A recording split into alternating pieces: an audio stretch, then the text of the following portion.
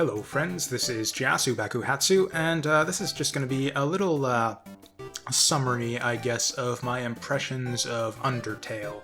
This is the delightful little indie RPG that I just recorded for the channel a couple weeks ago. The recording got finished, and then the last video just went up on the channel yesterday.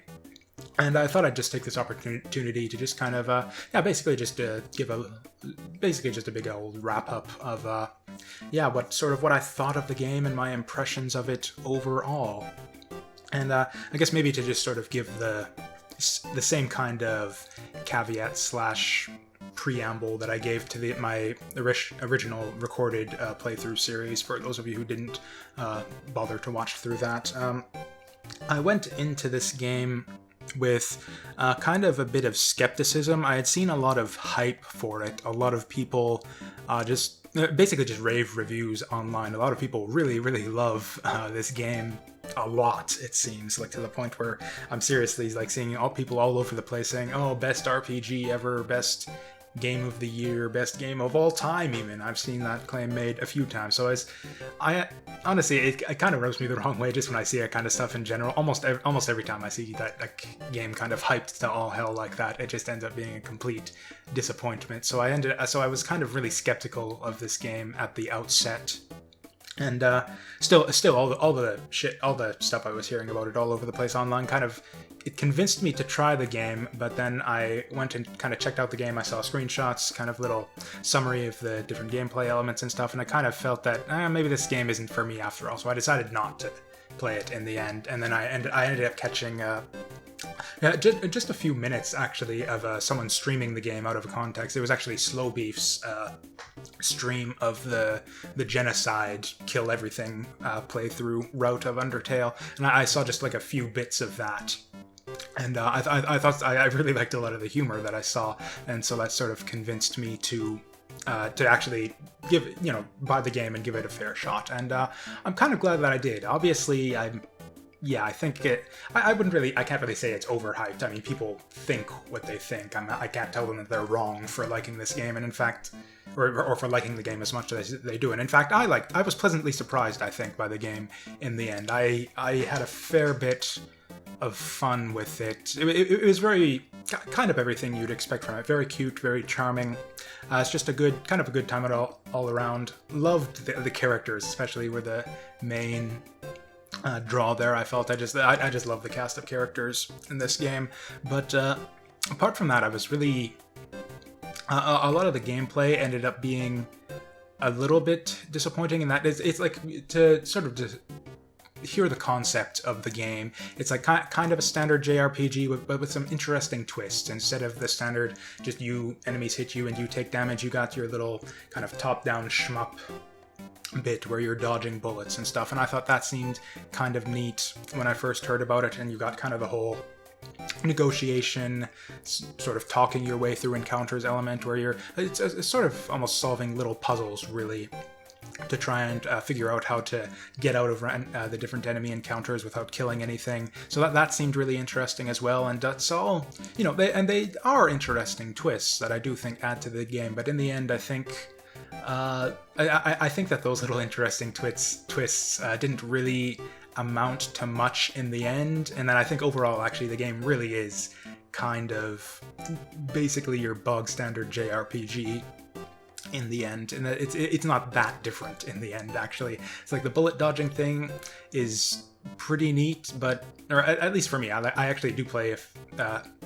I found it a bit simplistic. It's not terribly challenging. It's very sure, I died a couple times in my first playthrough, but really, I think the game's kind of intended, I think, to for players who haven't played like shmups before. So I've played a fair bit of actual proper shmups, so I found the game to be really simple in terms of the actual bullet dodging stuff. And in addition to that, especially with the enemy random encounters, you're kind of just seeing the same patterns all the time. It's like once you figure out how to dodge the pattern for this attack, then you've figured it out and you won't get hit by that again, and you just keep seeing that attack over and over again. And the bosses managed to circumvent that a lot. I thought the boss encounters, were actually just solid overall, but it was just the random encounters ended up being a bit tedious because you're just sort of dodging these same attacks that you've already figured out how to dodge ages ago, and what's the point? So it's the random encounters ended up being kind of your standard JRPG grind, where it's just kind of a senseless waste of time going through the dungeons and fighting all these random encounters. And it's kind of the same way with the whole negotiation, sort of non-lethal, sparing the enemies aspect, where it's like, it's kind of neat at first, but it's like, there's not really much to it. It's like, okay, you've got a series of actions that you can do on each enemy, and you need to pick the one that'll make the enemy stop attacking you, or pick the combination or the sequence of actions that'll let you do the non-lethal win. And again, once you've solved it for a random encounter the first time, then you just do the exact same thing for all the other encounters. So then it's like, so again, it's kind of the same problem that's endemic to the whole genre, really, which is that the random encounters aren't terribly interesting or engaging, and it's just kind of a mindless slog. I felt kind of the same way on the dungeons as well. They just kind of, even on a first playthrough, even given how short the game is for a JRPG, I felt that the dungeons did kind of drag on, even on a first playthrough. And this is a game that kind of expects you to do multiple playthroughs to get the full experience and see the whole story. So it's even more of a drag in subsequent playthroughs. And it's, yeah, the basic structure of the game is basically you're kind of just moving from one weird monster encounter to the next. It's like you've got kind of dungeon 1 where you're sort of interacting with Toriel throughout the dungeon, and then she ends up being the boss. And then you got the Papyrus section, move through his dungeon, encounter him, move on to the Undine section, then the Mettaton section, and these are fun characters, and it's neat seeing. And yeah, a lot of the humor that comes through as you're progressing through the dungeon is nice, but as to the actual gameplay, you're just kind of walking through kind of boring and similar looking corridors and areas. It kind of looks like kind of your bog standard RPG Maker game, and it's just sort of traversing through dull environments, occasionally broken up with some admittedly like very very entertaining, very cute and funny cutscenes.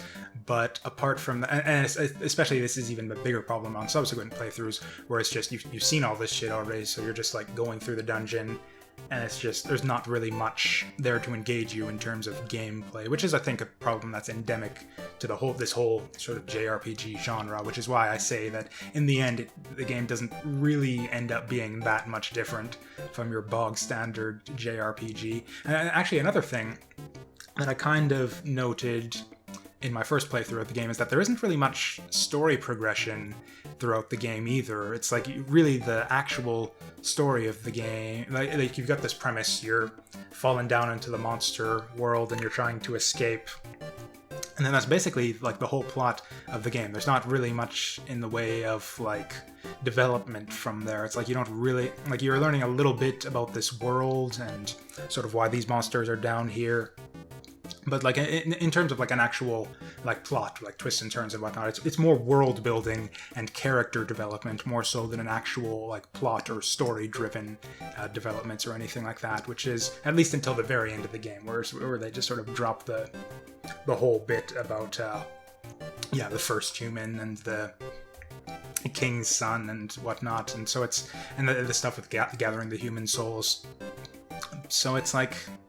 And actually, the bit of story that was there was pretty, and that's at least on a first playthrough. I think the story actually gets a lot more interesting if you go for the true pacifist ending, which I have done by now. I've done a second playthrough of the game. went through and I got the pacifist ending, and the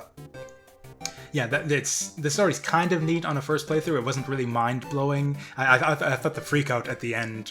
Or I probably don't want to give too many spoilers here, just in case someone's hasn't seen my original playthrough. There's a little freak out at the very end of the game that's very unique and a little bit, nightmare fuel-ish.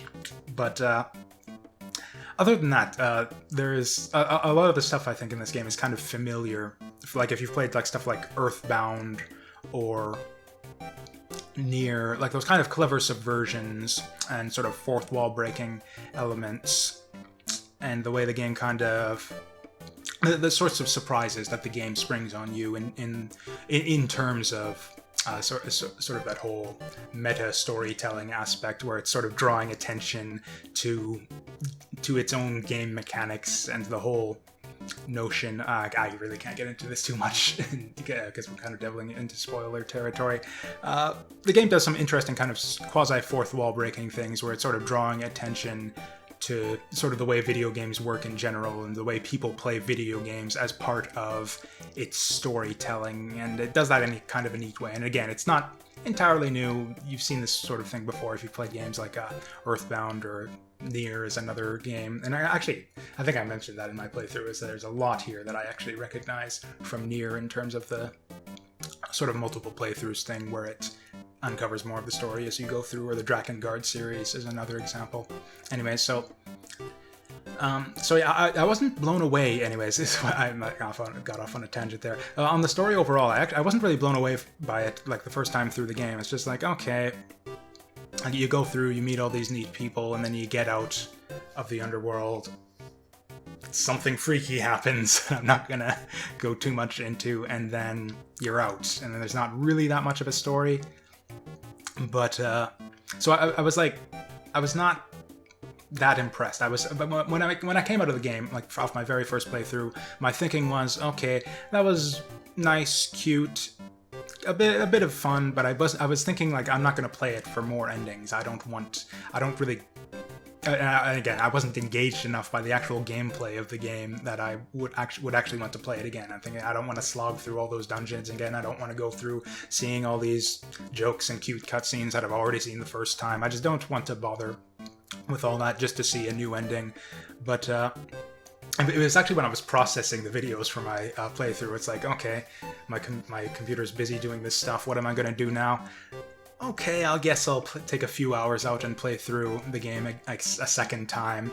And I'm actually glad that I did. The new bits that the pacifist ending adds, it's just the pacifist ending in general, I think, really elevates the story to kind of sort of another level. It makes a lot more sort of twists, a lot more depth, a lot more stuff to analyze. Frankly, I'm not sure I even completely understand everything that's going on in terms of like just the overall plot of the game. In the pacifist ending, it's kind of something that requires a little bit more thought on my part to sort of process. It's that kind of story where it's just sort of a really interesting to think about, and all those kinds of elements don't really come through on a standard playthrough. You really like, and that's the other thing where I remember a lot of what convinced me to try the game is people saying, "Oh, it's so short, you'll beat it in 5 or 6 hours," and it's like, I guess technically that's true, but it's also kind of a lie, because in order to have like a good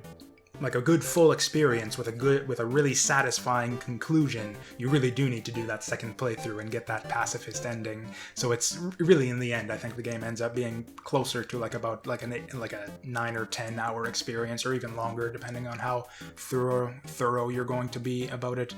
Although potentially even shorter, I guess, if you really just like blitz through and then try to get that pacifist ending as fast as possible. You could probably do it faster, but for me, in the end, I think my total play time was like about 10 hours between my first playthrough and my second one overall.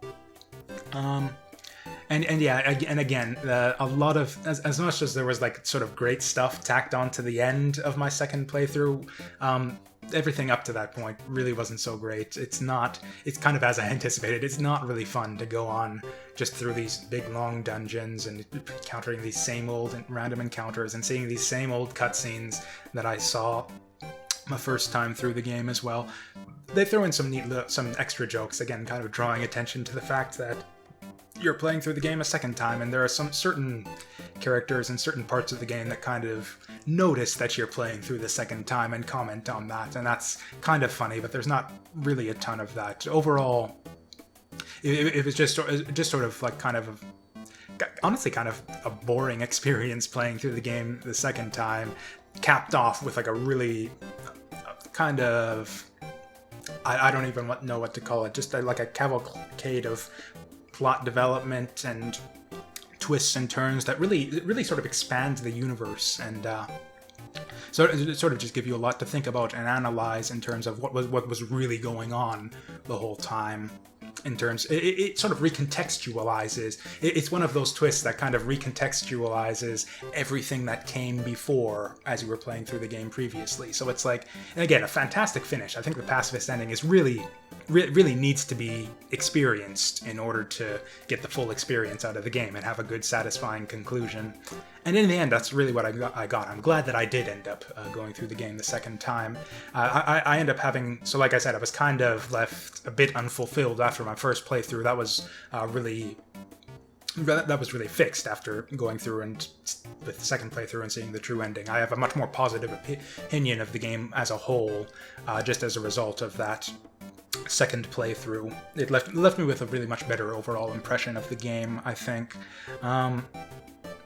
Greatest ever, but you know, people are entitled to their opinions. For me, it's just a lot of the weaknesses that are kind of endemic to the JRPG genre, I think, are just really what held it back for me. I thought the dungeons were sort of the dungeon crawling aspect was really dull. The puzzles were really simplistic. The random encounters were repetitive. All that kind of, and you know, that's kind of same as in any JRPG game. And it's actually less of a problem here because the game's so much shorter than most games of this type. And actually, I will say that the boss encounters, I think, are still consistently great in this game. It really doesn't have... I really don't think I have that much criticism of them either. There's neat shortcuts, neat sort of ways that you can get through them faster too if you know what you're doing, so it's not quite as tedious on a second playthrough. Yeah, I think the boss encounters actually are sort of the gameplay highlight of the game, and everything else is just kind of a morass of bleh, bog standard JRPG stuff. So, I think one of the reasons I think that this game has such mass appeal is that it really is, I think, a very... that it just, yeah, it does have that mass appeal. I think it's actually a very good gateway game, I think. Like, I think I could recommend this game to almost anyone, even people who don't play video games, and I think they'd have a pretty good time with it. It's just, you know, it's pretty simple puzzles, simple combat. It's pretty easy game, but with you know, with sort of that element of sort of cute and charming humor and characters and stuff. There's because the gameplay is kind of so substance free. There's not really that much standing between the player and the sort of really appealing aspects of sort of the plot and characters in the world of the game and stuff. Like I remember way back years ago, there was the big kerfluffle with Roger Ebert.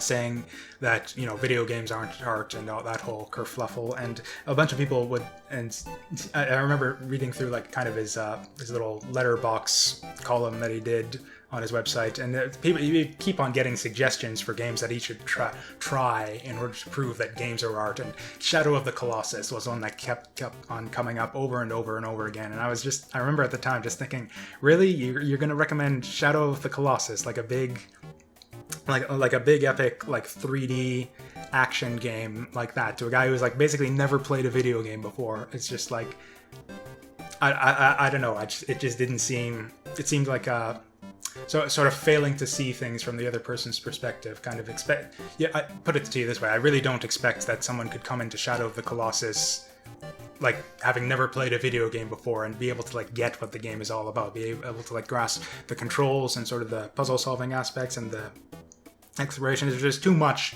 complexity in your bog standard 3D action game at this point for a brand new to video games person to just come in and experience that kind of game and really get the most out of it. Whereas with a game like Undertale here, to sort of bring this back around, I really think that like a non-gamer could play this and get pretty much like a fully experience the game and fully appreciate it. So it's I can definitely see the appeal. I'm kind of, I don't know, this is maybe a little bit of a tangent and a little bit of personal, sort of my own personal spin on things. It kind of rubs me the wrong way a little bit when I see people sort of call kind of little simplistic games like this and then say that they're like the greatest ever or the best game of the year. Like, honestly, like in a year that saw The Witcher 3 and Metal Gear Solid 5, you're gonna say that Undertale is the best game of the year? I don't know. and again, personal taste and all that, just it kind of rubs me, it almost seems like an insult to sort of these bigger, much more expansive, massively more ambitious, more complex games, to say that, yeah, sort of these tiny little simplistic indie games are better than kind of these big epic masterpieces of the genre or of the medium. It's just, I don't know, and that's a lot of that just goes to my personal opinion, really. I'm kind of more like there's a big sort of push, I think, especially in the indie games scene these days, sort of this less is more approach to games, where you're just sort of paring down things, making things, just stripping away everything as much as possible, making things simpler and simpler, more and more accessible. And that's, I can kind of see the appeal a lot of time, but for me, the best games, like my approach, I'd say, is the sort of the more is more approach, or yeah, basically more is more. So I want those like bigger, epic, more badass, more complexity, more content, all this stuff. I really don't know. I just love these giant, massive, sprawling, epic games so much. I get so much more out of those types of games that it almost seems like kind of an insult to, especially kind of the insane amount of just production and hard work that goes into those bigger games, to say that, yeah, little indie stuff like, you know, your Gone Home, Dear Esther, and to a lesser extent Undertale is better than, I don't know. I'm just kind of rambling. This in fact, this has almost nothing to do with Undertale itself at this point. It's a good game. I had a very good time with it overall. I'd recommend it, again, to just about anyone. I think I could easily recommend this to, like, my family members who don't play, like, yeah, my parents and my sister who don't play video games at all. I think I could recommend this to any of them, and I think they'd enjoy it. I think you could recommend this to just about anyone, and they'd probably enjoy it, so. And hell, I enjoyed it too, so. Yeah, I guess that's my Undertale in a nutshell. It's not, in my opinion at least, not the greatest thing ever, but it's pretty damn good. In fact, if I were to make like a list of the top 10 JRPGs of all time, this would probably make the cut. Mind you, JRPGs aren't really a genre that I'm really big into anymore. In fact, if I were to take my top 10 JRPGs of all time, I would probably have a lot of negative things to say about a lot of the games on that list. But anyways, nevertheless, I'm kind of getting off topic a little bit here. That's why I just kind of my summary of Undertale overall. Very, yeah, cute, charming little game with kind of a lot of revealed depth that comes through on the second playthrough. That really makes you think about everything in kind of a different light. And, oh yeah, and of course, the last thing, of course, is... because I do think that the true ending, the full pacifist playthrough, is actually kind of necessary to get the full experience from the game. I've decided that I will actually be doing a second playthrough for the channel, doing a full pacifist clear of the game, sort of in more, not really a blind play style like the original Undertale playthrough, since I've obviously already played it, but it's sort of more my traditional Let's Play style, where it's a bit more more for the sake of exhibiting stuff and sort of explaining and showing off stuff in a game I'm somewhat knowledgeable about, as opposed to the first playthrough was just sort of my blind first impressions and reactions to things. So anyways, yeah, an Undertale full pacifist playthrough will be going up on the channel at some point in the very near future. And again, it'll probably be pretty short. I've actually been putting a bit of planning into that. I think I've cut down my playthrough time on the full pacifist ending to a little under 2.5 hours, which is like, yeah, about a third of the time that it took me to get through the game the first time. So we have that to look forward to. And yeah, so I guess this isn't actually going to wrap it up for Undertale, since I'm going to be playing through it again for the channel to show off the full pacifist, all the pacifist-y goodness, and sort of yeah, giving you my thoughts on sort of the spoilerific details on, all the plot revelations and that as they come through. So, yeah, you have that to look forward to. And, but yeah, until then, that just kind of wraps up like my overall sort of critique, I guess, of Undertale. Good game. A lot to criticize, but very... It's just so damn charming. I love the characters in this game so much. I just get... It almost hurts me to say negative things about this game, just because I get such good vibes all around, just about all the characters and the humor and everything. And yeah, that's Undertale in a nutshell. So, As ever, thank you all for watching, and I'll see you guys next time.